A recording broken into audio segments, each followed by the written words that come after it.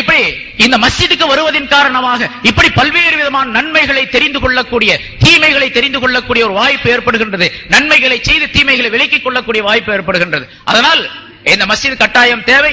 இது போன்ற பல மஸ்ஜிதுகள் சென்னையை பொறுத்த வரைக்கும் இன்னைக்கு தலைவர் அவர்கள் சொன்னதை போன்ற பல ஆயிரக்கணக்கான மஸ்ஜிதுகள் தேவை. இன்னும் இங்க இருக்கிற ஒரு 300-400 மஸ்ஜிதா இருக்கு. மெட்ராஸ்ல தாம்பரத்துல இருந்து இந்த பூந்தமல்லி வரைக்கும் எடுத்துக்கிறீங்கன்னு சொன்னா 300 மஸ்ஜிதா 350 மஸ்ஜிதா இருக்கு, சின்னது பெருசு எல்லாம் சேர்ந்து. ஆனா இங்க இருக்க வேண்டிய கதர் அளவு எவ்வளவு தெரியுங்களா? 1500 மஸ்ஜித் இருந்தா தான் சரியா இருக்கு. முஸ்லிம் நாடுகள், மக்கா மதீனா அந்த பக்கம் அரபு நாடுகள்லயும் போய் பாத்தீங்கன்னா ஒரு தெரு, ஒரு 10 வீடு கொண்ட ஒரு தெரு அமைத்தால் அந்த இடத்துல பள்ளிவாசல் கட்டாயமாக கட்ட வேண்டும் என்று அரசாங்கத்தினுடைய உத்தரவு. பள்ளிவாசல் இல்லாம வீடு கட்டக்கூடாது முதல்ல. ஏன்னா வணக்கத்தினுடைய தலம் இல்லாமல் மனிதர்கள் இருக்கக்கூடாது என்பது. அதே போல கட்டாயமாக இருக்க வேண்டும். வணக்கத்தலங்கள் எந்த அளவுக்கு அதிகமாக இருக்கின்றதோ அந்த அளவுக்கு மனிதர்களுடைய தொழக்கூடிய மனப்பான்மை அதிகமாக. சில பேர் தொழுகாதவங்களும் கூட தூரமா இருப்பாங்க பள்ளிவாசலை விட்டு. சரி இப்ப எங்க போய் தொழுகிறது, அப்புறம் அடுத்த நேரம் பாத்துக்கலாம் அப்படின்னு ஃபஜ்ர விட்டுருவாரு. அப்புறம் லொஹருக்கு வேலையா போயிடும், அசருக்கு கடையில இருப்பாரு, மகரிபுக்கு கூட்டம் வந்துடும், இஷாவுல தூக்கம் வந்துடும், முடிஞ்சு பாரு அன்னைக்கு பூரா தொழுக மாட்டாரு. ஒரு நாள் விட்டுட்டாருன்னு வச்சுங்க, அப்படியே தொடர்ந்து சரி நேத்தான் தொழுகல இன்னைக்கும் பரவாயில்ல அப்படி பாத்துக்கலாம்.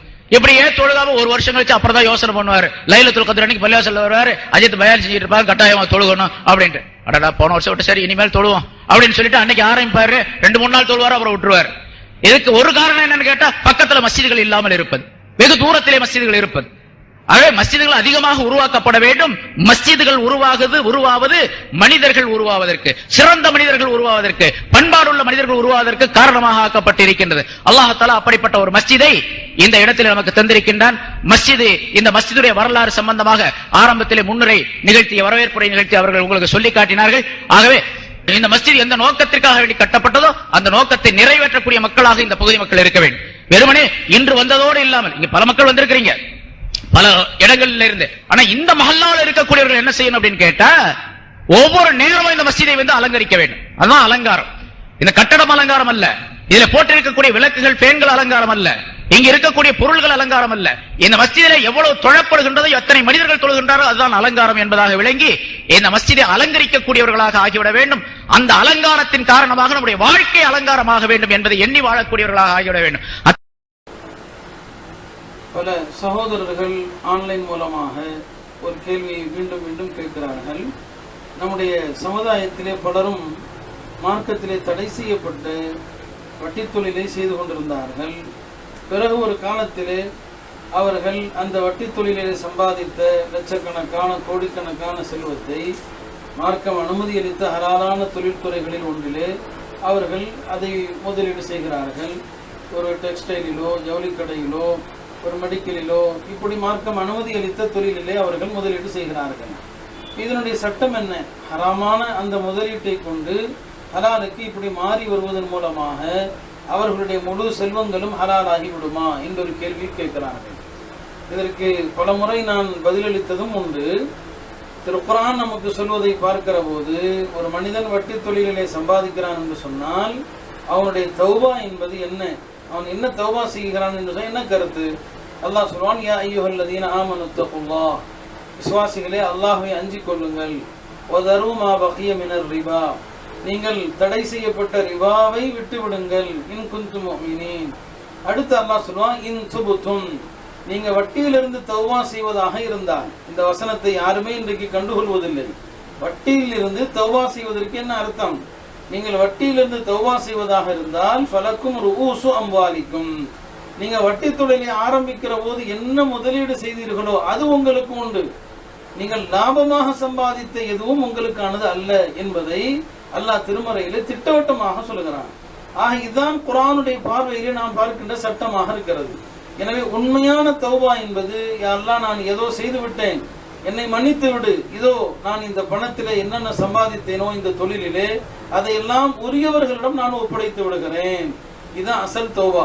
இவர் என்ன முதல் போட்டாரோ அதை எடுக்கலாம். ஆனால் இன்றைக்கு இதெல்லாம் நம்ம பரிசோதனை களமாக ஆக்கி கொண்டு வட்டி தொழிலிலே லட்சம் சம்பாதிப்பது, பிறகு அதுல கிடைக்கின்ற லட்சங்களை வைத்து ஹலாலுக்கு மாறுவது, இது மார்க்கத்தை ஏமாற்றுகின்ற ஒரு செயலே தவிர அல்லாஹ்வையும் அல்லாஹ்வுடைய தீனையும் அல்லாஹ்வுடைய ரசூலையும் இறை வசனங்களையும் கேலி செய்வதை தவிர நிச்சயமாக வேறொன்றும் கிடையாது. இன்னைக்கு ஹராம் எந்த அளவுக்கு கேலி செய்யப்படுகிறது? வீடு கட்டுவது ஹராமான தொழிலில், சாப்பாடு எனக்கு வரக்கூடிய ஹலாலான வாடகையில, இது ஒரு முஸ்லிம் சொல்லக்கூடிய வார்த்தையாக இருக்க முடியாது.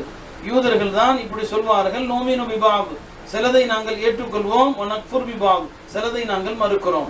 ஏறத்தாழ இன்றைக்கு நம்முடைய சகோதரருடைய நிலையும் அதுவாகத்தான் இருக்கிறது. எனவே வட்டியிலிருந்து தௌபா என்பது சம்பாதித்த அனைத்தையுமே உரியவர்களிடம் ஒப்படைத்து விட்டு அந்த பாவத்திற்காக கண்ணீர் சிந்தி அல்லாஹ்விடத்திலே அழுது பிறகு ஹலாலான தொழிலுக்கு வருதல். இதுதான் வட்டியிலிருந்து திரும்புவதற்கு அர்த்தமே தவிர அதிலே சம்பாதித்த பணத்தை கொண்டு ஒரு ஹலாலிலே முதலீடு செய்வது என்பது நிச்சயம் வட்டியிலிருந்து தௌபா செய்ததாக கருதப்படாது. இதை நம்முடைய சகோதரர்கள் கவனத்தில் எடுத்துக்கொள்ள வேண்டும். If one person were to accept the deen through an effort of yours by the will of Allah subhanahu wa ta'ala, automatically you would achieve a lot, because every salah they read, you have a reward. But the difficulty is, some people believe you should not be kind to non-Muslims, you should not be good to non-Muslims, you should look at them with a dirty eye. Astaghfirullah, that is not Islam. In fact, Islam is the opposite, where you need to treat every non-Muslim as a potential Muslim. Every non-Muslim is in fact a not yet Muslim. They would be keen on Islam if we had to lead our lives properly. But we lie, we cheat, we swear, we deceive, we are unfaithful. What else? We have so much in terms of negativity. We fight each other, we are disunited. बिस्मिल्लाहिर्रहमानिर्रहीम। अस्सलामु अलैकुम वरहमतुल्लाहि वबरकातुहू। जी, सवाल है, क्या बीमारी अजाब होती है? मेरे भाइयों और बहनों, ऐसी बातें अक्सर सुनने में आती हैं कि अगर कोई शख्स बीमार होता है और अल्लाह ना करे अगर उसे कोई बड़ी बीमारी लगती है तो लोग फौरन कहते हैं, जी लगता है इसने कोई गुनाह किया होगा, इस पर अल्लाह का अजाब आया है। और अक्सर ये बातें वो लोग करते हैं जिनके दिलों में रंजश और जिनके दिलों में कीना और गंद होता है। अपनी नफरत को निकालने के लिए उस बंदे की तरफ ऐसी बातें जोड़ देते हैं। हत्ता कि मुसलमानों को तो ऐसी बातें हरगिज नहीं करनी चाहिए थी। अगर मेरे भाइयों और बहनों बीमारी अजाब होती तो अल्लाह के नबियों पर कभी बीमारी ना आती। मोहम्मद मुस्तफ़ा सल्लल्लाहु अलैहि वसल्लम जैसी अजीम हस्ती कभी बीमार ना होते तो बीमारी हरगिज अजाब नहीं होती। ये बात किसी और मजहब में होगी कि बीमारी अजाब होती है। दीन इस्लाम तो वो दीन है मेरे भाइयों और बहनों जिसने कहा, अगर कोई शख्स बीमार हो तो तुम उसकी इयादत के लिए, उसकी तीमारदारी के लिए जरूर जाओ। उसकी तीमारदारी करने पर, उसका हाल पूछने पर तुम्हें अल्लाह की रहमतें भी मिलेंगी और तुम्हें सवाब भी होगा।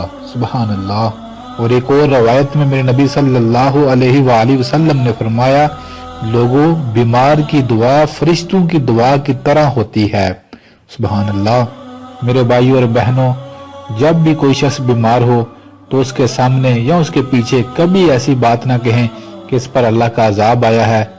दीन इस्लाम तो वो दीन है मेरे भाइयों और बहनों जो कहता है बीमारी आने पर अल्लाह ताला बीमार के गुनाहों को माफ फरमाते हैं।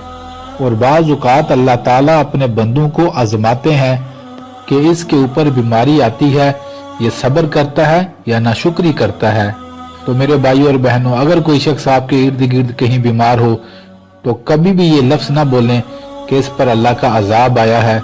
और जो भी शख्स आपके करीब बीमार हो उसे तसल्ली दें, उसे कहें गम ना कर, अल्लाह ने अपने नबियों को भी बीमारी के जरिए आजमाया। अल्लाह अपने बंदों को आजमाता है और इस बीमारी के बदले अल्लाह अपने बंदों के गुनाहों को भी माफ फरमाता है। अल्लाह तुझे शिफा देगा। मुसलमानों को तो ऐसी बातें करनी चाहिए थी। तो ऐसे बोलों से हरगिज बचना चाहिए कि अल्लाह का अजाब आया है। इन लोगों से बंदा इतना पूछे, अगर अल्लाह का अजाब आया है तो तुम्हें किसने बताया है? तुम सिर्फ ये बात साबित कर दो कि तुम्हें किसने बता दिया है। तो ऐसी तमाम बातों से हत्तल मकान बचना चाहिए। लोगों के गमों और मुसीबतों और बीमारियों में उनका सहारा बने, उन्हें तसल्ली दें। अल्लाह ऐसे बंदों को पसंद करते हैं। अल्लाह से दुआ है, जहाँ कहीं भी कोई भी शख्स बीमार है, अल्लाह अपनी रहमत के सदके उसकी बीमारी को दूर फरमाए।